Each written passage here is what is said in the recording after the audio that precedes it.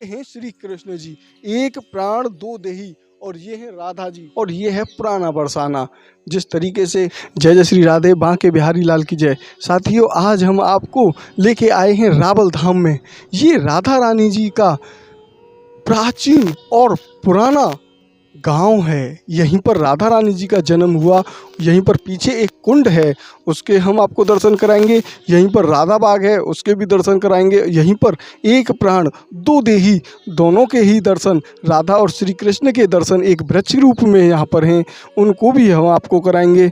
अब यहाँ अगर आप देखेंगे तो मंदिर की जो सजावट है ये काफ़ी भव्यता से यहाँ पर हो रही है, क्योंकि 23 तारीख को यहाँ पर उत्सव की तैयारियां हो रही हैं। अगर आप ये देखेंगे तो यहाँ पर जो उत्सव है वो मनाया जाएगा 23 तारीख को सुबह 5 बजे से।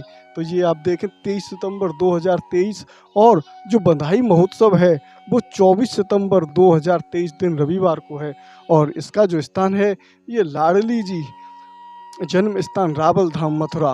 तो यहाँ पर आप देख रहे हैं ये मंदिर काफ़ी बड़ा है अंदर से, और यहाँ अगर आप देखेंगे तो ऊपर पताकाएं लहर रही हैं, और इसी मंदिर के ऊपर एक और वृक्ष है, जिस वृक्ष पे ये बिना माटी के ही आज भी जीवित है, उसके भी हम आपको दर्शन कराएंगे। तो हमारे वीडियो को आप अंत तक देखें, जिससे आपको संपूर्ण रूप से यहाँ की अद्भुत महिमा के बारे में पता चल सके। राधे ही राधे। जय जय श्री राधे बांके बिहारी लाल की जय। साथियों, जैसा कि आप सभी लोग जानते हैं कि संपूर्ण ब्रज दर्शन आपको ब्रज के एक एक स्थान से, ब्रज के कण कण से मिलवा रहा है। और इसी सीरीज में हम पहुंच चुके हैं रावल गांव में। और ये रावल गांव हमारा, जब दाऊ जी से हम आगे आते हैं मथुरा के लिए, तो एक रास्ता तो चला जाता है गोकुल बैराज के लिए, और एक रास्ता वहीं से यमुना पल्ली पार के लिए जाता है।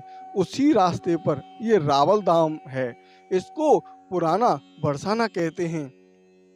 तो उसके हम आपको संपूर्ण दर्शन कराएंगे।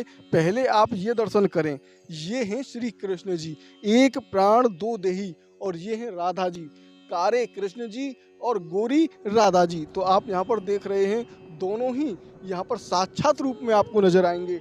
अब एक प्राण दो देही, ये देखिए आप अंदर अगर इसके देखेंगे हम, तो यहाँ पर आपको ये गले मिलते हुए यहाँ पर राधा और श्री कृष्ण जी यहाँ पर बिल्कुल आपको दिखाई देंगे। ये जो पेड़ है, इसको पेड़ नहीं कह सकते हैं, इसको हम साक्षात श्री कृष्ण जी और राधा जी के नाम से इसको जानते हैं। अगर आप ऊपर की तरफ देखेंगे तो ये देखें आप, ऊपर की तरफ भी ये पेड़ एक जैसा है, दोनों में डालियां अलग अलग हैं, लेकिन एक प्राण दो देही राधा और श्री कृष्ण जी यहाँ पर आपको साक्षात नजर आ रहे होंगे।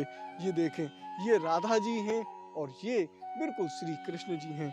तो यहीं पर एक और अद्भुत स्थान है, उसमें राधा और कृष्ण जी झूला झूल रहे हैं।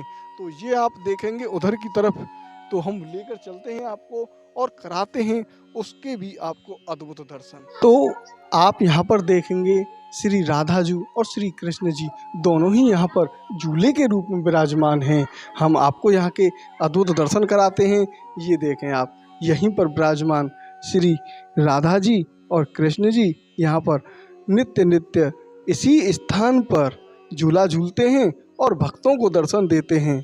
तो साथियों, जैसा कि आप ये रास्ता देख रहे हैं, ये महावन की तरफ से आ रहा है बलदाऊ जी से, और ये ठीक सामने ही हम प्राचीन राधा रानी जी के पुराने बरसाने गांव रावल में पहुंच जाएंगे। अगर हम इधर की तरफ देखेंगे तो इधर यमुना पल्ली पार के लिए चले जाते हैं। तो अब हम पहुंच चुके हैं लाडली जी के जन्म स्थल पर। यहाँ पर भव्य तैयारियां, चारों तरफ से लाइटें लगाई जा रही हैं और तैयारी अपने चरम सीमा पर हैं। कुछ ही समय में ये बिल्कुल तैयारियां हो जाएंगी, क्योंकि 23 तारीख का लाडली जी का जन्म महोत्सव मनाया जाएगा। लाडली जी इसी स्थान पर ही इनका जन्म हुआ, क्योंकि इसी स्थान पर यहाँ पर यमुना जी बहती थीं। इसी यमुना जी में कीर्ति मैया रोजाना यमुना मैया से कहती कि मुझे एक पुत्री दे दो, मुझे एक पुत्री दे दो।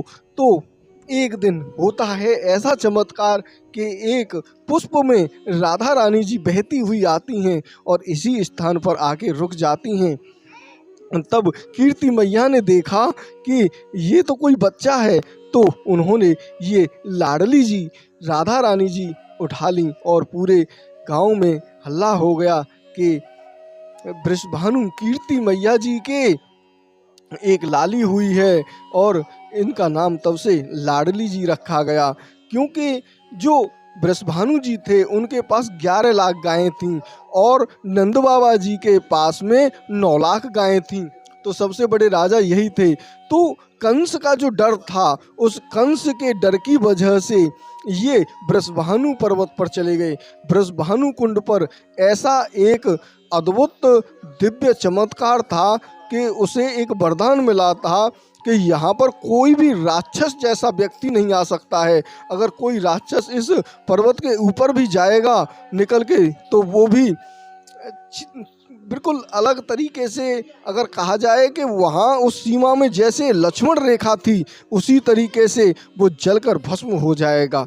तो इसी डर की वजह से वो डरे नहीं थे, लेकिन उनके मन में डर हो गया कि जिस तरीके से नंद बाबा के लिए उनके जो पुत्र हैं उनके लिए भी यहाँ पर राक्षस कंस रोज भेजता है, इसी तरीके से मेरी पुत्री के लिए भी ये किसी दिन राक्षस भेज देगा तो मैं क्या जवाब दूंगा। इसीलिए यहाँ रावल से बरसाने के लिए उस वृषभानु पर्वत पर चले गए।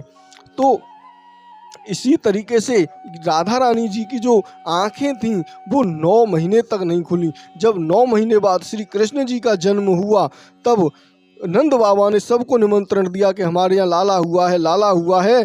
तब राधा रानी जी को लेकर कीर्ति मैया गईं और जैसे ही उन्होंने एक पालने में कीर्ति मैया ने लाडली जी को लिटाया, लेकिन लाडली जी उस पालने में से निकलकर घुटनों के बल श्री कृष्ण जी को देखने के लिए गईं। जैसे ही श्री कृष्ण जी को लाडली जी ने देखा तो उनकी आंखें तुरंत खुल गईं और वो देखने लगीं, क्योंकि उनको ये वरदान था कि तब श्री कृष्ण जी उनके सामने हों तभी वो अपनी आंखें खोलें।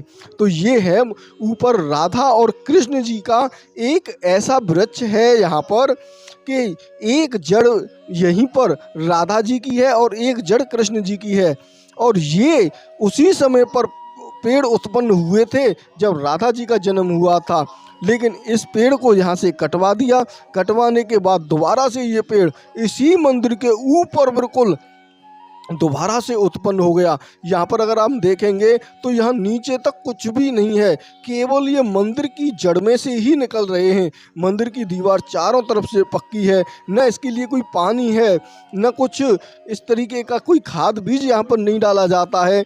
लेकिन ये इस मंदिर के भव्य मंदिर में पत्थर के उसमें से ये आज भी दोनों पेड़ अमर हैं।